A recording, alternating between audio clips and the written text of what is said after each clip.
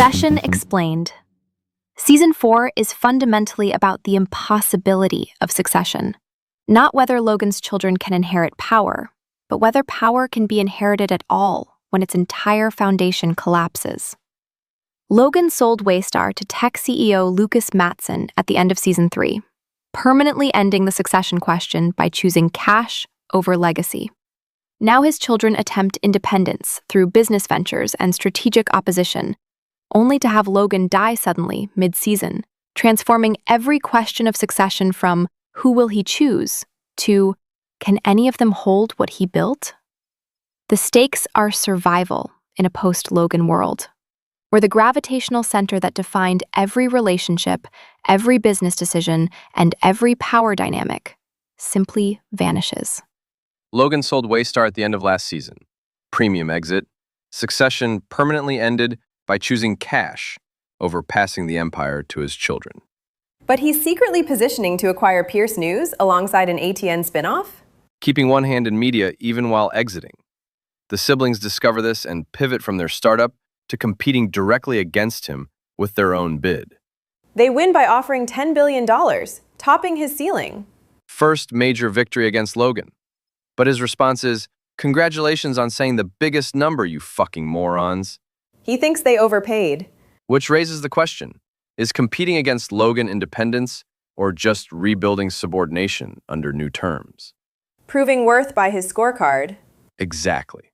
Then activist shareholders approached them about blocking the Gojo sale, forcing Matsson to pay billions more than Logan accepted.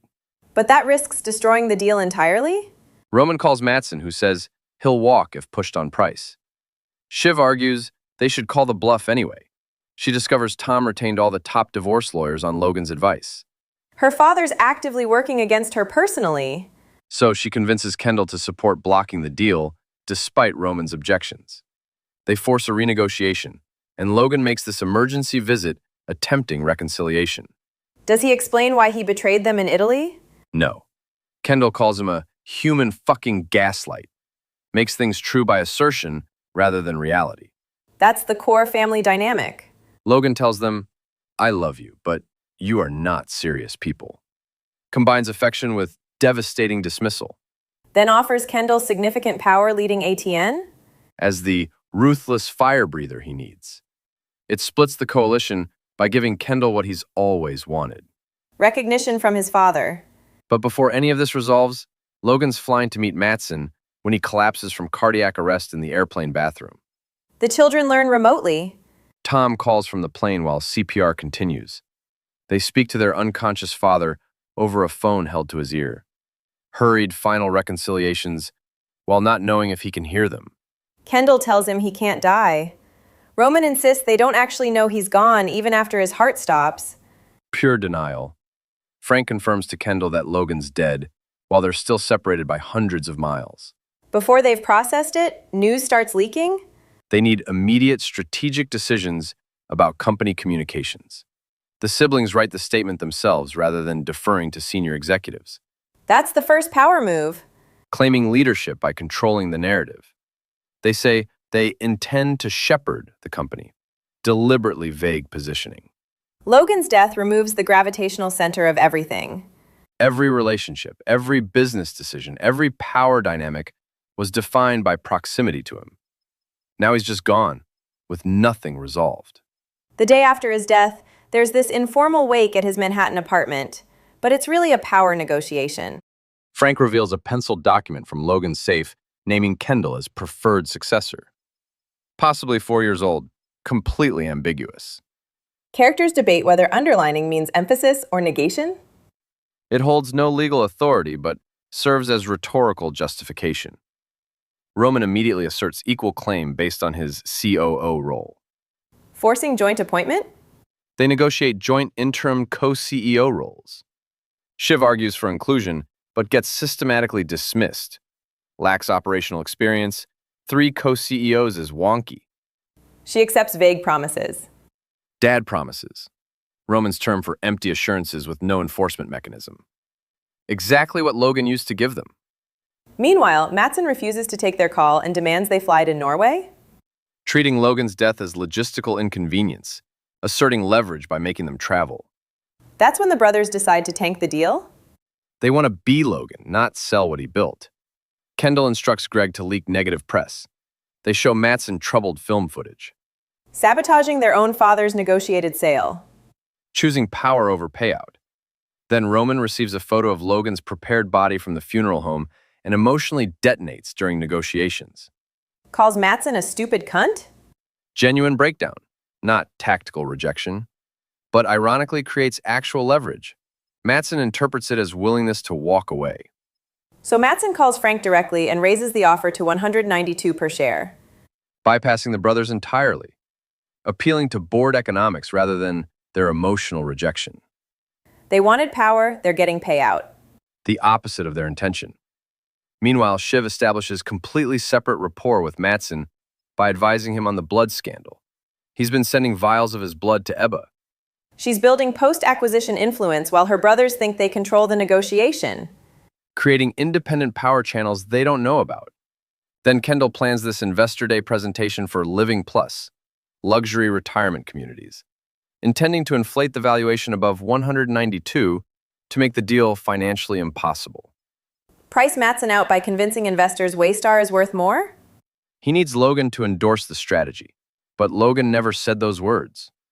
So he has Greg pressure a video editor to fabricate it, splicing together audio fragments. Making their dead father say things he didn't actually say? Desecrating Logan's actual words to serve Kendall's strategy. And CFO Carl knows the projections are unsupported, threatens to publicly contradict them if the numbers get too aggressive. That's a standoff. Firing your CFO the week after your father dies destroys credibility just as much as Carl contradicting the projections would. But Kendall deploys the fabricated footage anyway. Does it work? Stock moves, positive analyst response. He may have actually inflated the valuation enough to block the acquisition.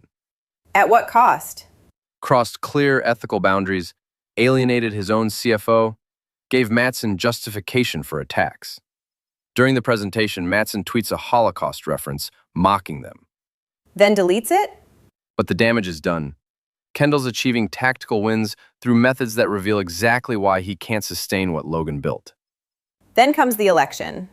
Mencken versus Jimenez. Kendall and Roman coordinate from ATN headquarters, courting both campaigns for promises to block the Gojo deal, whoever wins. But a fire destroys ballots in Milwaukee? Creating the central question, can you legitimately call Wisconsin without them? Shiv argues they can't, undermines democratic legitimacy. Her brothers discover she's been lying about contact with the Jimenez campaign? And that she's been secretly advising Matsson throughout. Her credibility collapses. Principled arguments get reframed as self-interest disguised as ethics. Roman persuades Kendall by invoking their father's legacy? Says Logan would have seized this opportunity, that waiting for procedural clarity is weakness. Power means making the call others won't. So Tom goes on camera and calls Wisconsin for Mencken? Despite destroyed ballots. Calls Arizona, declares Mencken president-elect. They trade democratic legitimacy for Mencken's promise to block the sale through regulatory pressure. That promise holds? No. At Logan's funeral, Shiv and Matsson pitch Mencken on installing an American CEO to address regulatory concerns, make the acquisition politically palatable. Mencken shows interest? Real interest.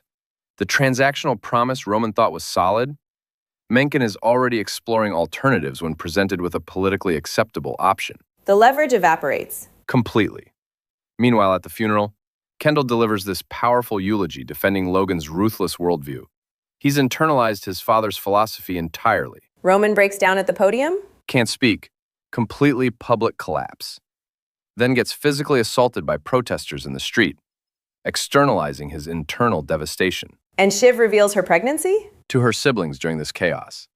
She's negotiating to become CEO while expecting Tom's child, with their marriage collapsed but showing cautious reconciliation. Who does Matsson actually select as CEO? Tom, the pain sponge, controllable figurehead to satisfy regulatory concerns. Shiv discovers this when? Greg accidentally reveals it before the board meeting.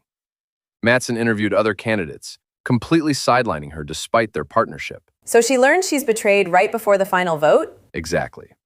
Kendall builds this coalition to block the sale by positioning himself as CEO alternative, recruiting Hugo, courting Jerry despite firing her, counting on Stewie. The siblings gather at Caroline's compound? Where Kendall and Roman anoint Kendall as CEO candidate. Shiv initially goes along, but you can see the hesitation building. What triggers her final decision? The board vote reaches 6-6. Everything hangs on her deciding vote. Kendall and Roman pull her aside, pressuring her to support family unity. She explodes? Tells Kendall, "I cannot fucking stomach you," and doesn't think he'd be good at the job. Complete rupture. Then Roman invokes Logan's cruelest assessment? Says Kendall's children aren't real, weaponizing their father's most vicious view to undermine Kendall's legacy claim. Kendall physically attacks him? Family bond shatters. They return to the boardroom, and Shiv casts her vote for the sale. 7-6. Matsson wins the acquisition. Tom is confirmed as CEO. Kendall and Roman lose the company their father built. Did she betray her family or prevent catastrophe? That's the central moral question. She believes Kendall would be terrible at the job, but she also enables Tom as a puppet CEO under Matsson, which isn't principled leadership either. Is she any more fit than Kendall? That's what the ending leaves open. She made a judgment call, destroying her brothers to stop Kendall, not to fix anything. Roman recognizes something at the end? Tells his siblings, "We are bullshit. We're nothing."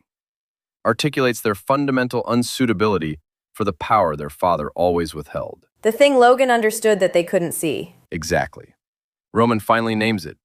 They were never actually fit, not because they lacked ambition, but because they couldn't see their own unsuitability. Meanwhile, Connor hosts this auction of Logan's possessions during the board vote. Sticker sale liquidating the estate while his siblings fight over the company.